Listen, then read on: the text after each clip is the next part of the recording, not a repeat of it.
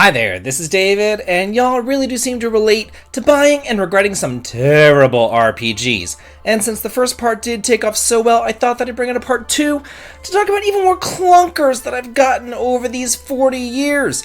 Some of these games I got so long ago, I've completely forgotten about them.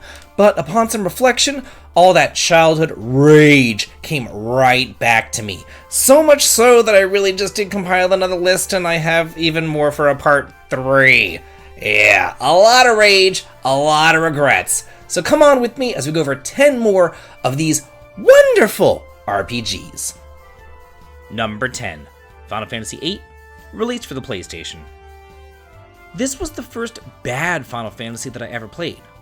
Up until this point, I really didn't think that it was possible for them to create a bad game in the series. The thought just never actually crossed my mind. I mean, it wouldn't be till a few years later that I discovered emulation, and then played Final Fantasy II after all. But I remember reading article after article about this in the PSM, and even there, it didn't look like my cup of tea, but hey, this was Final Fantasy. It just couldn't be bad. I remember my friend John got it before I did, and I called him up, and he was telling me about how your seeds, and I said, oh, well then of course you're going to, leave that group, right? You won't be a member of them for the entire game, right? And he said, no, I think because of the way that you're paid, you're with them the entire game. I was deflated. From the modern setting, to the everyone can do everything characters, to the horrible overpowered growth system, to having to draw like 1 billion times, the game just sucked. Square squandered their chance to capitalize off the success of Final Fantasy VII with this awful mess. They really should have just let Xenogears be the Final Fantasy VIII and let this game be forgotten. Number 9, Vagrant Story, released for the PlayStation. Oh PSM, how you really did me wrong back in the day. Although it's not entirely their fault. Famitsu gave this game a 40 out of 40 for some unknown reason, so they are really the culprit here. Whenever I read that they gave this game a perfect score, I ran out and I bought this on day 1. But let me tell you, this is one of the very few games in my PlayStation 1 collection that I've, number 1, yet to complete, but really, number 2, probably only put in less than an hour. I could never get into the creepy, atmospheric setting, the weirdo-looking characters, and the cardinal sin, the overcomplicated, stupid battle system from hell where you have to pinpoint enemy weaknesses just to fight the weakest of mobs. It's so slow and it's just not fun. Whose bright idea was it to turn an action RPG into some slow, boring, menu-driven drivel? I just want to pick up my weapon and go swinging. I want to move my ass and beat some bitches up. Not fool around in a menu looking for weaknesses every 5 seconds. Number 8, Summonite 5. I played and enjoyed the Summonite Swordcraft story games over on the Game Boy Advance back in college, and they were fun action RPGs, and they reminded me a lot of the Tales games. And even though I hadn't played any of the mainline games, I knew that I had to support the 5th game in the series when it first came out. Mostly because it was being localized by Victor Ireland of Working Design's fame, and it was also a limited timed release, and one of the last games on the PSP. So I thought, even if the game sucks, at least I'll be supporting Gaijin Works so they can release more good games, and maybe it will become valuable too. But no amount of value can make up for such a crummy frickin' game. I don't understand how the series has gone on for so long in Japan whenever it's just so crappy. 5 was awful, and 6 was my fault, because you know what, they fooled me twice, so shame on me. But, as the icing on the cake, where is Gaijin Works now? Oh, that's right, dead as a doorknob, just like Working Designs. Number 7, Star Ocean 5 Integrity of Faithlessness for the PS4. Oh, Star Ocean, how the mighty have fallen. I first read about this series in the Nintendo Power whenever it was going to be released for the SNES, but I didn't get a chance to play it until the second story on the PlayStation, and I fell in love with the franchise there. And while the 3rd and 4th games were pretty good, I had high hopes for the 5th, only for me to be let down in the most egregious way. You have 1 planet to explore with 3 regions and 3 towns. That's it. The entire game takes maybe 12 hours to complete, and a good 50% of that is just backtracking, because God forbid you actually get some fast travel.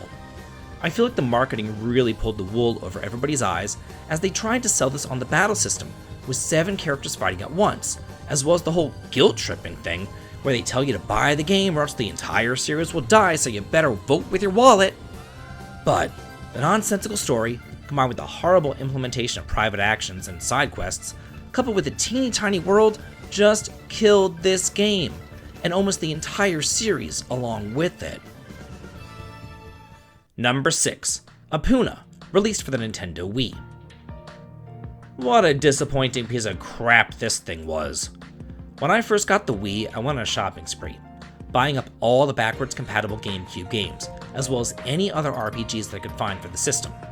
And while this sounded good in theory and it bolstered my collection, I also got burned by so many purchases. This pile of garbage being the worst offender though. Apuna uses motion controls in the nunchuck exclusively, and coming straight off the PS2, I was not used to that at all. So that's its first strike. The second is the story, which seems like a cool concept in theory, being a space alien and all, but in reality, it's really just about traversing the most confusing town you've ever seen in your entire life, with tons of backtracking, super long loading times, sleep-inducing music, and the most boring job system that's ever disgraced a game. Not to mention that you're liable to dislocate your shoulder flinging your damn pom-pom in those stupid battles. Number 5. Ephemeral Fantasia, released for the PS2. I actually remember the day and the hour that I got this. I was in college, and Ken and I were in the early stages of dating. One Saturday, he took me out in the Blockbuster downtown in Ainsley Mall in Atlanta. It was either closing down entirely or just kind of getting rid of some of their PS2 stock.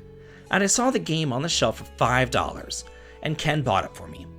Now, you know it's gotta be awful for me to regret a measly $5 purchase, especially one that I didn't actually make. But this isn't just a bad RPG, it is, without a doubt, one of the worst games ever made. Following the adventures of Mouse and his talking guitar, you basically just do the same thing over and over and over again. And in order to progress, you have to memorize people's schedules and then do these terrible mini games or follow them around town. I think I played it for an hour or so before wishing that I never got it. And worse yet, Ken came into the room while I was playing it, and I had to pretend like I liked it so that he didn't feel bad. This game not only wasted my time, but also turned me into a liar. Shitty ass piece of shit. Number 4. The Legend of Avalon, released for the PlayStation 2. There was a time in my gaming career where I felt like I had to buy and play just about every single RPG ever released in America. And while this sounded like a fun idea in theory, in practice, all it did was make me make some incredibly bad purchases. I think that I picked this up from Electronics Boutique bargain bin out on the sidewalk for $1.99, and it's not even worth that. Most early system games are pretty bad, as developers just kind of learn the hardware and try to pump out games to capitalize on the excitement of a fresh new system. But instead of just making a fun, short RPG, they made a huge one. But too bad it's so boring and ugly you're not going to want to spend more than 5 minutes in its world. Then there's the combat. I mean, if you don't know how to program battles for the PS2, then learn, or just go make a puzzle game or something. Don't make whatever this shit is. Number 3. Ultima Runes of Virtue for the Game Boy. The games that I regret getting as an adult aren't that big of a deal to me. I could just say, okay, whatever. I could play any myriad number of other games, or I could just go out to the store and buy another one. It's really not that big of a deal. But the games that I regret getting as a kid were like a stake in the heart. I only had a $5 a week allowance, and even then, that was if my parents felt like giving me allowance that week, or I would get, the 1 or 2 games that I would get for my birthday or Christmas. So each of them really had to count. And Ultima Runes of Virtue for the Game Boy was my first taste of a Western RPG, and probably the reason why I still hate Western RPGs to this day. I was expecting something similar to Final Fantasy or Dragon Quest, but instead what I got was a boring, poorly made action RPG that I really don't remember playing for more than 30 minutes before giving it over to my brother. I think he played it for like 10 minutes and was like, great choice there, David. Neither of us ever played it again. Number 2, Deadly Towers for the NES. God, this pisses me off. Back in the day, when all I knew was that I liked RPGs, I would scour the pages of Nintendo Power, looking for anything that screamed RPG to me. And back then, basically, what would you look for is text. Text in games, or shops, or weapon-changing type stuff. Things that would kind of shout out at me and say, hey look, this game's an RPG. And while Deadly Towers technically, I guess, is an action RPG, it's not a good one. And I wouldn't even classify it as a bad one either. I'd put it down there in that kusoge category of legendary shit game. But I was a little kid, stuck in a tiny town in Appalachia with no way to buy games of my own.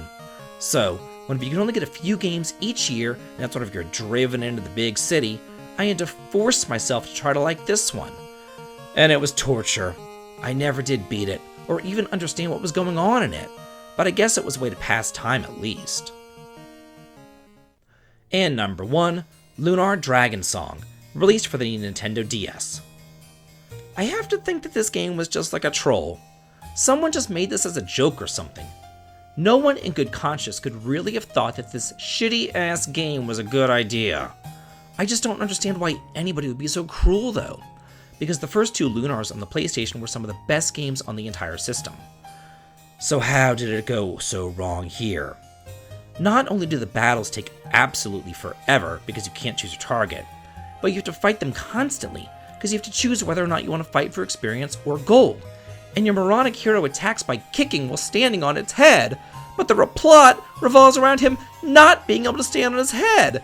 It's like the dumbest thing I've heard in my entire life. Also, you can't run. Well, I guess you can, but if you do, you're gonna lose HP like you're poisoned. It just sucks that I rushed out to GameStop to buy this on day 1 because I was so excited about it. I plunged it into my DS, anticipating a full day of Lunar goodness.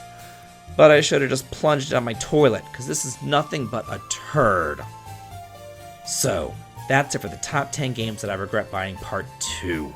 What games do you regret buying? Let me know in the comments. And if you like this video and wanted you on the channel, please consider following me over on Twitter, supporting me on Patreon for exclusive videos and early access to my content, heading on over to Twitch for some streaming fun, or coming on over to my Discord to chat and hang out. The links to them all can be found in the video description. This has been David, and if you like this, please like, comment, and subscribe, and have a good day.